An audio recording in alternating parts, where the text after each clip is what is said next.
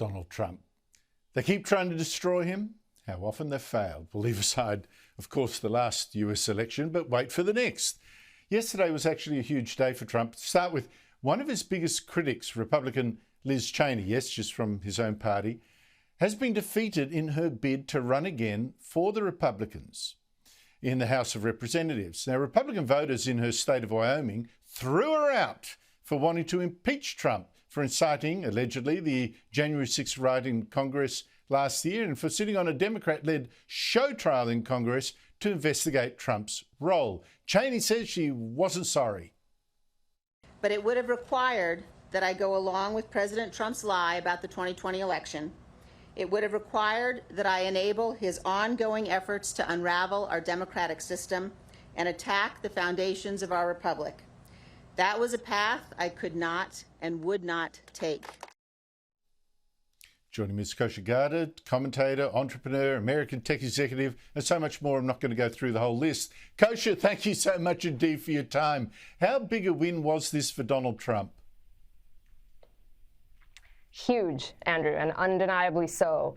Look, there were 10 Republicans that voted to impeach Donald Trump the second time in the wake of January 6th, and 8 of the 10 of them are not going to be returning to Congress right now. 4 of them bowed out. They basically announced early retirement and said they wouldn't even seek re-election. 4 of them were handily defeated in primaries, such as this one that you just talked about that happened today in Wyoming, all by Trump-backed candidates, all who promote sort of these America First populist ideals, which is a departure from what's been a platform of one faction of Republican leadership for a long time. And Liz Cheney was probably the most highest profile among that group for the reasons you mentioned, also her legacy as former Vice President Dick Cheney's daughter, and just somebody who really embodied that era of Republican policy, which was very much about sort of a bigger government and foreign interventionism and kind of endless wars with no goal in sight. And this was a stark and clear repudiation of that. The citizens of Wyoming don't want it, and you saw similar parallels happen in Arizona and Washington and all across the country right now. So it was a huge win for Trump, and also I think for the people who don't support this faction of the Republican leadership now for a long time coming.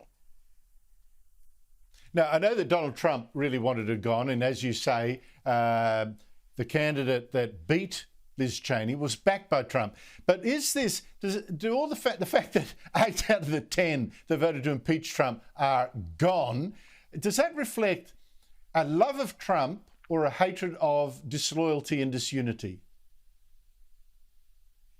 It's a great question. I think it's both. So I always say that Trump is actually not the cause of this division in the country and in the Republican Party. He's a symptom of it. This has been happening for 30, 40 years. It's a long brewing fracture or civil war sort of in the Republican Party and actually in the Democrat Party too for different reasons.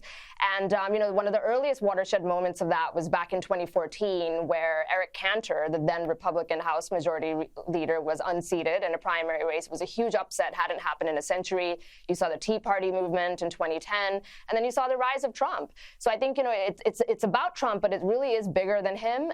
And the person who defeated Liz Cheney right now, Harriet Hageman, she's a 4th or 5th generation Wyomingite. Her father served in the state legislature for his entire career, and she's somebody who's a big proponent of federalism and has actually fought in the interests of Wyoming constituents against the federal government and like jurisdictional issues with land rights and water rights and all of that. So I think it's both. It really is that the Republican Party is sending a message. They want to return to nationalist, populist type of policies, but linked to that is also that they're rejecting sort of the Trump haters, I think, in their own party. Very interesting. It shows that he is a very big presence in the Republican Party. He had another win as well, though.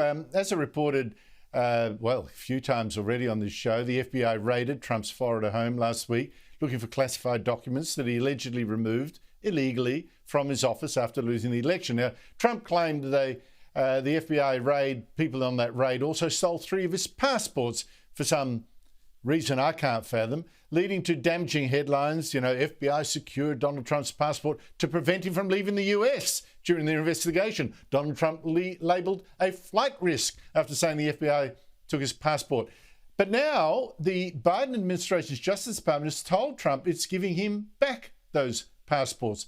Kosha, where is the apology for taking documents that I don't think fit into the warrant that they had. How can the FBI go looking for allegedly stolen documents but steal his passports?